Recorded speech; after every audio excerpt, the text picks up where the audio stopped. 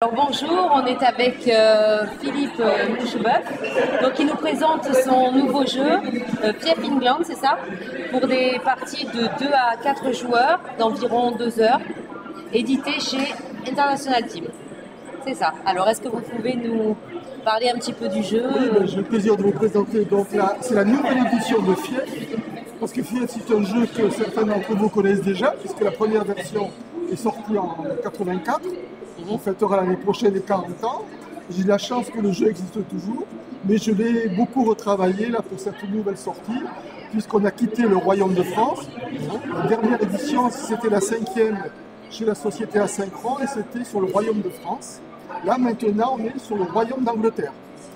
Donc c'est toujours un jeu sur un thème médiéval, un jeu où la diplomatie est très importante, puisque les joueurs vont être à la tête d'une famille composée de 1 à 3 seigneurs, des hommes et des femmes. On va pouvoir gagner à deux en s'alliant par mariage avec une autre famille, c'est ça qui est rigolo. Parce qu'on a vu des familles où quelquefois l'épouse assassinait son mari pour gagner tout seul. Voilà, c'est un jeu d'ambiance de ce côté-là. Voilà, donc c'est un jeu sur thème médiéval. Il y a une partie stratégie militaire importante que j'ai beaucoup retravaillée, puisque maintenant il y a les tirs de projectiles avant le corps à corps.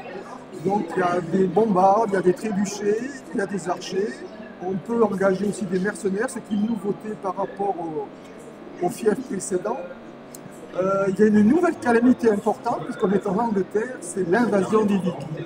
Et alors là, le jeu devient semi-coopératif, parce que les joueurs ont tout intérêt à s'allier pour éliminer les Vikings, parce que s'ils les laissent dans le royaume, eh bien, les Vikings vont se déplacer de manière aléatoire sur les villes d'Angleterre et vont détruire tout ce qu'ils vont rencontrer, les châteaux, les abbayes, les reliques, etc. Donc ça, c'est la grande nouveauté de cette version. Autre nouveauté, c'est le rôle des femmes, qui est maintenant très important, puisque dans Fief France, c'était un reproche que me faisaient les joueurs, une femme ne pouvait pas être élue reine, c'est une loi française, la loi salique, seuls les hommes peuvent être élus rois. Et bien en Angleterre, on n'a pas ce problème.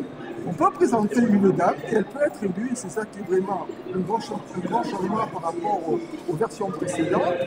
Et ces femmes qui, bien sûr, ne peuvent pas devenir évêques ou archevêques, elles peuvent quand même devenir abbesses. C'est ça aussi une nouveauté de Fief England. On va pouvoir créer des abbayes avec des abbesses à leur tête et qui vont générer beaucoup de revenus. Parce qu'une abbaye qui va avoir en son sein une pleuve relique va générer des revenus importants. Donc ça aussi, c'est une autre nouveauté dans cette dernière version de Fief England. Autre nouveauté importante, c'est que le but du jeu, c'est toujours le même, faire de sa famille la plus puissante du royaume. C'est-à-dire avoir au moins 3 fiefs. 3 fiefs, c'est une zone qui est prédéterminée sur le plateau de jeu. Donc il faut aller au contrôle de toutes les villes et acheter le titre. Et c'est comme ça qu'un membre de votre famille devient vicomte ou vicomtesse, comte ou comtesse, ou duc ou duchesse. Et quand on a 3 fiefs dans sa famille, le jeu peut s'arrêter. Donc c'est le premier joueur qui a 3 fiefs. Exactement. D'accord. Voilà. Et si jamais on est marié avec une autre famille, là, à 2, il faut qu'on en ait 4.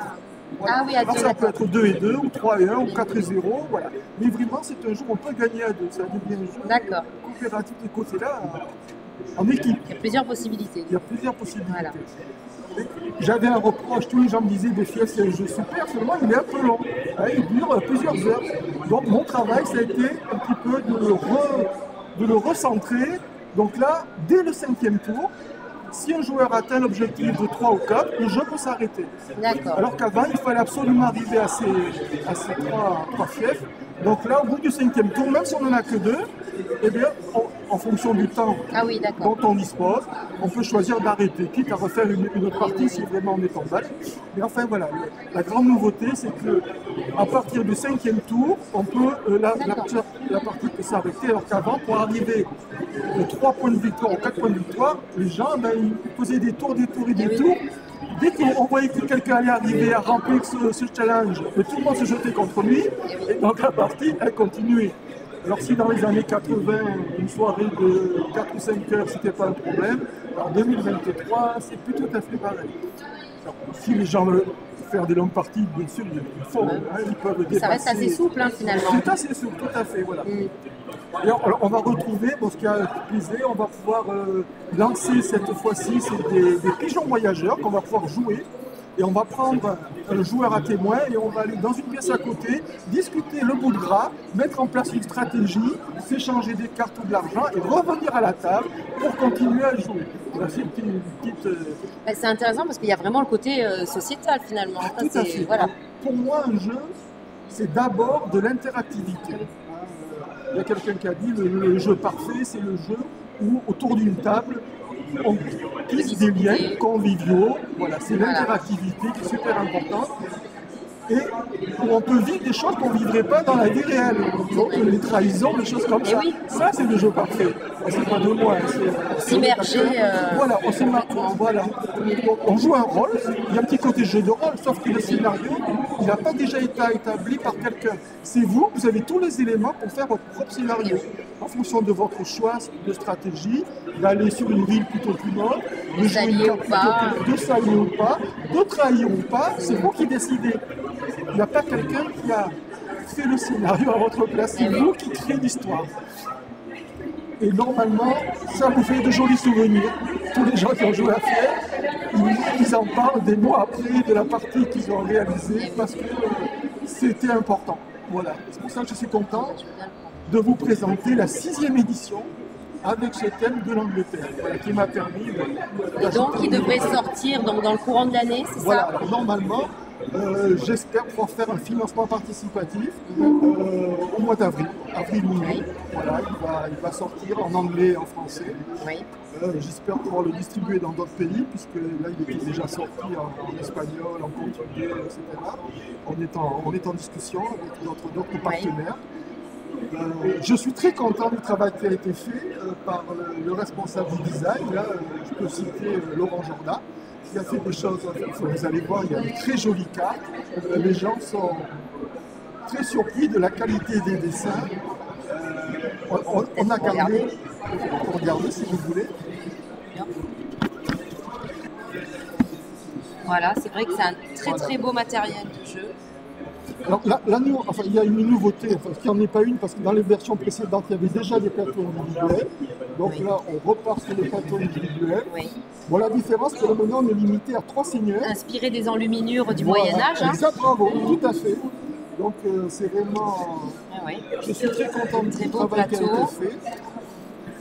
Oui, on a le très beau plateau. Très beau plateau. Alors il vous faut une grande table. Hein, ouais. Mais bon, voilà. Donc là, vous allez reconnaître le royaume d'Angleterre. Voilà. Donc le chef, avec le souci de faire des parties plus courtes, on n'en a plus que 6, alors que d'habitude il y avait 8 chefs. Et c'est un jeu qui se joue donc de 2 à 4 joueurs, alors qu'avant on pouvait jouer jusqu'à 6 joueurs. Donc toujours dans l'objectif de faire des parties plus courtes, donc on est réduit à 4 joueurs maximum, et donc il n'y a plus que 6 fiefs. Donc l'objectif des 3 fiefs est normalement plus vite atteint. Voilà, c'est un but objectif. Voilà. Vous avez une jolie rivière de cartes, on peut poser les cartes personnages, les cartes calamités, différents pions. Donc maintenant, il n'y a plus le prince héritier, parce qu'on est en Angleterre, mais on a le prince de Galles. Donc on a toujours la reine qui peut donner naissance au prince de Galles. L'intérêt d'avoir le prince de Galles, c'est que quand le roi meurt, il est automatiquement roi. Voilà. Ah, il y a une carte tout à fait nouvelle, c'est le rôle du peuple. Maintenant, le peuple intervient. Ils peuvent donc soutenir votre famille de seigneurs en fomentant des révoltes pour vous, en vous aidant à pénétrer dans une place forte. C'est comme la carte souterrain. Donc le peuple est très important. Et surtout aussi, il va vous permettre de lever l'impôt royal. Quand vous avez le souverain dans votre famille, vous demandez à ce qu'un impôt soit levé qui concerne tout le royaume. Tous les seigneurs votent, ainsi que le peuple, enfin, le représentant du peuple, bien entendu, les bourgeois de l'île, comme ça se faisait historiquement à cette époque.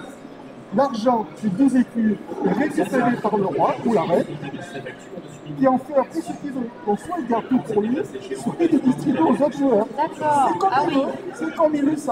Voilà. Ça, on ne peut pas deviner du coup ce qui va venir. Voilà. Et puis ça a l'air très concret, hein, du coup, les Vikings, le peuple, il y a vraiment Je pense qu'il est C'est bien assez réfléchi, bien pensé, que j'ai tout essayé. complet.